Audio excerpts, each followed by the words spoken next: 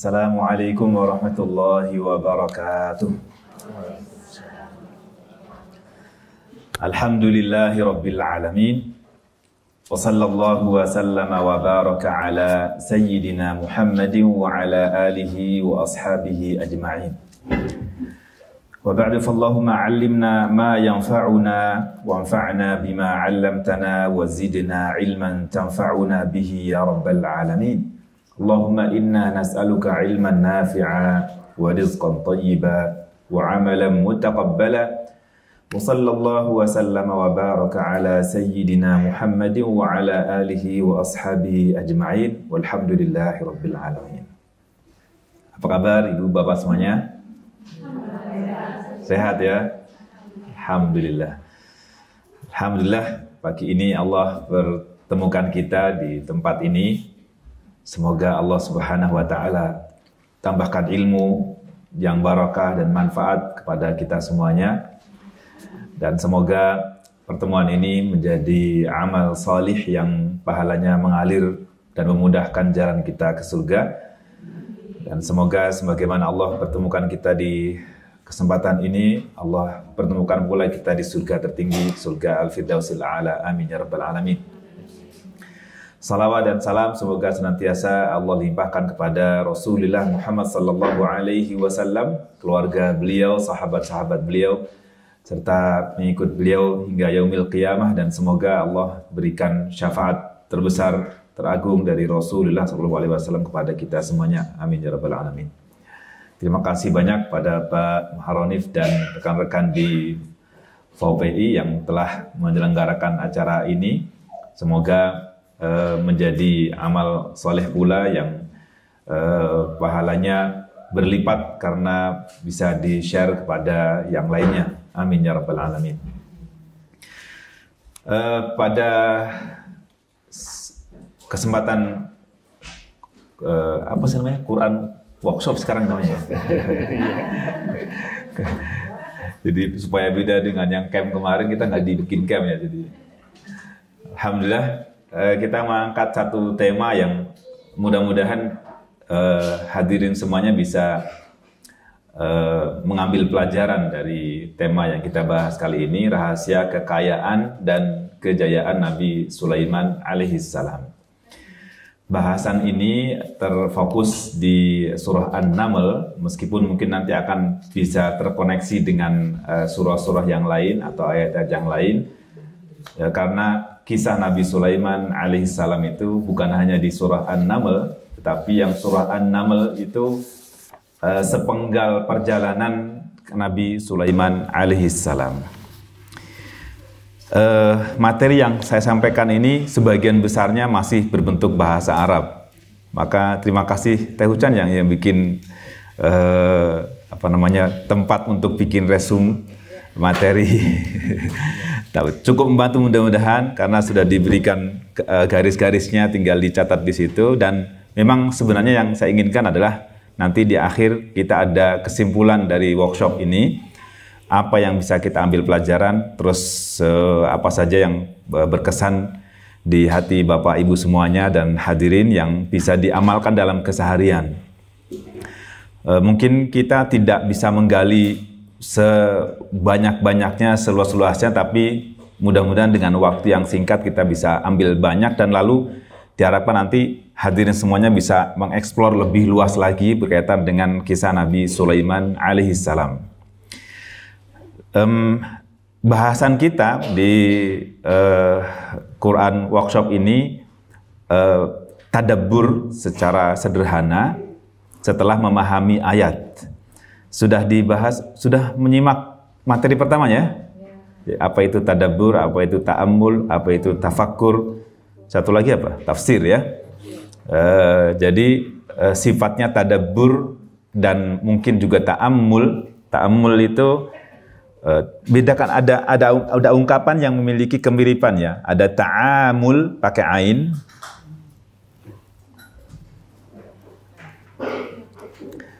Ada ta'amul, ada ta'ammul. Ya, ini jauh berbeda ya. Apalagi ada tasdidnya. Ta'amul itu interaksi yang pertama ini, artinya interaksi. Kalau ta'ammul ini memperhatikan dengan perasaan, dengan hubungan hati, sehingga ada hal yang bisa diresapi dalam hati. Dan tadabbur, ta'ammul itu merupakan bagian dari tadabbur. Ta'ammul mungkin baru terkesan, baru menyentuh hati dari hasil penghayatan. Sedangkan tadabbur nanti ada implementasi yang bisa diamalkan dalam keseharian. Jadi dari materi ini yang kita harapkan bisa tadabbur dari ayat-ayat Quran, kita perlu pahami dulu tentang tafsir singkatnya, tapi ya sebatas untuk memahami teks ayat Al-Quran. Mungkin ada sisi-sisi sejarah, tetapi karena kita bukan sedang membahas sejarah, sehingga mungkin di banyak hal kita kesampingkan ya. Dan kita mungkin hanya fokus di Quran atau yang disebutkan dalam hadis Rasulullah SAW. Terlebih lagi kisah Nabi Sulaiman alaihissalam dan Dawud alaihissalam atau Solomon dan David ini memang memiliki hubungan erat dengan agama-agama samawi yang lain, Yahudi dan Nasrani. Dan jika terhubung dengan dua agama ini, kemungkinan besarnya itu banyak hal-hal yang masuk bumbu cerita lah gitu ya. Jadi bukan hal yang prinsip tapi dimasukkan, bahkan seringkali hal-hal yang berbau kebohongan dimasukkan dalam kisah itu, atau sering disebut dengan Israiliyat. Israiliyat, kisah-kisah yang mungkin termaktub dalam Taurat dan Injil, di Perjanjian Lama dan Perjanjian Baru, yang tingkat akurasinya dan tingkat kebenaran ceritanya dipertanyakan. Maka jika sejalan dengan Al-Quran, berarti kita terima. Namun jika tidak sejalan dengan Al-Quran, ya sebatas pengetahuan saja yang kita tidak bisa jamin sebagai sebuah kebenaran. Gitu ya. Dan mungkin bagi hadirin yang pernah membaca dari kitab-kitab tersebut, mungkin akan dapati macam-macam lah kisahnya, dan tambahan-tambahannya mungkin akan banyak. Nah, kita akan fokus di hal-hal yang Allah Subhanahu wa Ta'ala sebutkan dalam Al-Quran. Dan ketika Allah sampaikan itu dalam Al-Quran, berarti ada pelajaran pentingnya, berarti ada petunjuknya, berarti ada hikmahnya. Jadi apa yang Allah maktubkan, tuliskan dalam Al-Quran, Allah sebutkan dalam Al-Quran itu, meskipun hanya satu huruf, ia memiliki hikmah, memiliki pelajaran, memiliki petunjuk yang Allah Subhanahu wa Ta'ala inginkan. Apapun. Dan jika tidak Allah sebutkan, berarti memang tidak begitu penting untuk dibahas, atau bisa jadi dikaji melalui disiplin ilmu yang lain. Misalnya, dengan ditemukannya bukti-bukti sejarah, maka akan menjadi penguat akan kebenaran sebuah kisah. Atau mungkin secara ilmiah, entah nanti pakai ilmu apa, misalkan penelitian waktu paruh misalnya, atau karbon dan sebagainya, bisa diketahui kapan kejadiannya. Maka Al-Quran tidak membahas tanggal, tahun. Kenapa? Ya, itu bisa dicari sebenarnya. Dari situ bisa dicari kapan terjadinya. Dan jika disebutkan, ya mungkin ada penyebutan hari, tapi bukan dalam konteks kapan kejadian suatu kisah. Jadi sebagai pengingat, hal-hal yang tidak disebutkan dalam Al-Quran dan Rasulullah SAW tidak juga menyebutkan, berarti kita diam, kita tawakuf, kita tidak tahu bagaimana hakikatnya. Karena hal itu berarti ghaib. Hal yang ghaib kita tidak bisa pastikan kecuali dengan wahyu. Dan wahyu itu ada Al-Quran dan hadis Rasulullah SAW. Nah, kenapa kita ambil kekayaan dan kejayaan? Karena memang yang kita kenal bagaimana Nabi Sulaiman alaihissalam itu menguasai, boleh dibilang menguasai seluruh dunia pada masanya, Ini berarti memiliki kekayaan yang sangat luar biasa. Dan bagaimana kejayaan Nabi Sulaiman alaihissalam itu sepertinya mungkin belum ada penguasa dunia yang melampaui Nabi Sulaiman alaihissalam pada masa itu. Dan mungkin karena itu agama lain juga ingin mengembalikan, ingin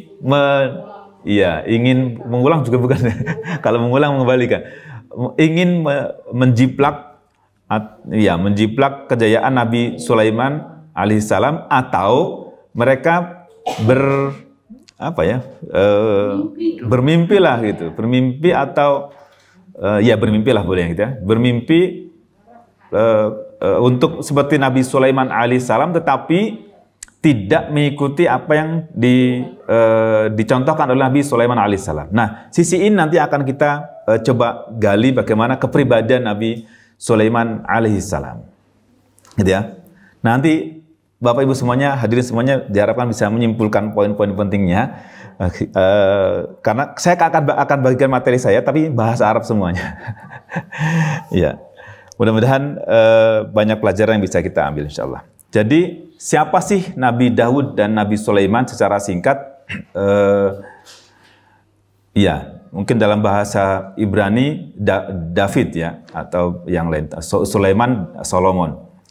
Itu nama aslinya. Daud atau Sulaiman ini versi Arabnya.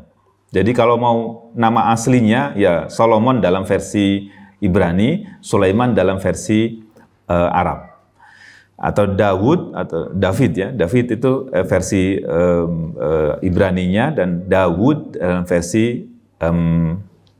versi Arabnya. Jadi kalau bin Daud itu apa berarti? Supermarket. Tahunya supermarket. Coba perhatikan.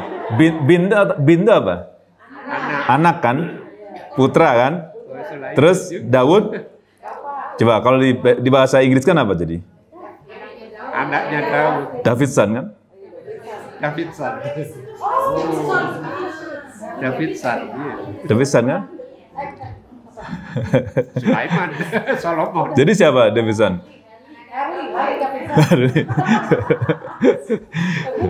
Itu bin Daud itu, berarti Sulaiman kan? Berarti Sulaiman. Iya.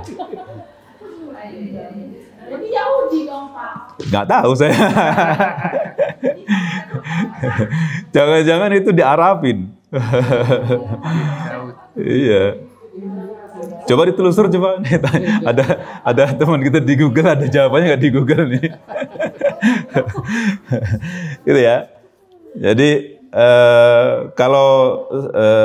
mungkin kalau ada orang Islam memberi nama anak Solomon, mungkin agak dianggap, wah ini kok namanya Solomon sih gitu. Padahal aslinya ya Solomon gitu. Secara versi Ibrani kan. Sulaiman itu versi Arabnya. Ya. Baik. Ini dua tokoh yang kita nggak bisa pisahkan antara Daud dengan Sulaiman, atau Sulaiman dan Daud. Karena Daud itu bapaknya Nabi Sulaiman alaihissalam, gitu ya. Nah, nanti akan kita bahas secara singkat ini. Kalau di kitab At-Tahrir wa Tanwir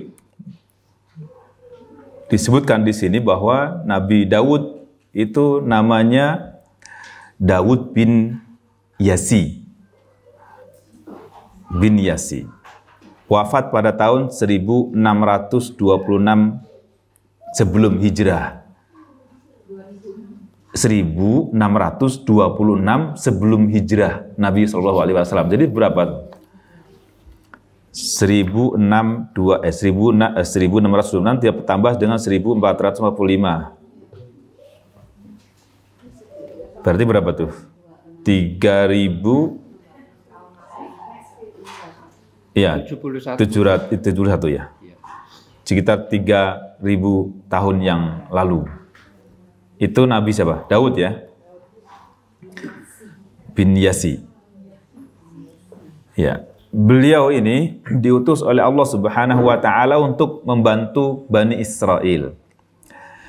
Bani itu artinya keturunan. Israel Israil itu gelar untuk Nabi Ya'qub. Israil gelar untuk Nabi Ya'qub. Ada yang menyebut bahwa Israil itu gabungan dua kata, Isra dan Il. Bahasa Ibrani. Isra itu abd, hamba, abdu, hamba. Terus Il itu Allah. Eli, ya, begitu ya? Itu Allah maksudnya. Jadi Israil itu Abdullah, gelar untuk Nabi Ya'qub alaihissalam. Siapa Ya'qub? Ayah Nabi Yusuf. Anaknya siapa? Anak Nabi Ishak alaihissalam. Ishak anaknya Nabi Ibrahim. Jadi Ya'qub itu putra Ishak alaihissalam dan anaknya Nabi Yusuf alaihissalam. Nah, ini Nabi Daud itu diutus oleh Allah Subhanahu wa taala untuk menjadi nabi yang membela Bani Israel, anak keturunan Nabi Ya'qub alaihissalam. Beliau juga dapat kitab yang disebut dengan kitab Zabur. Zabur artinya tulisan. Zabur itu artinya tulisan. Dan beliau memiliki suara yang sangat indah. Iya, makanya disebut ya nanti akan disebutkan di dalam Al-Qur'an bagaimana ketika beliau mendendangkan zaburnya itu, maka semua makhluk atau sebagian besar ya ada makhluk-makhluk misalkan gunung dan lain sebagainya ikut beserta beliau bertasbih dengan mendendangkan atau melantunkan zaburnya.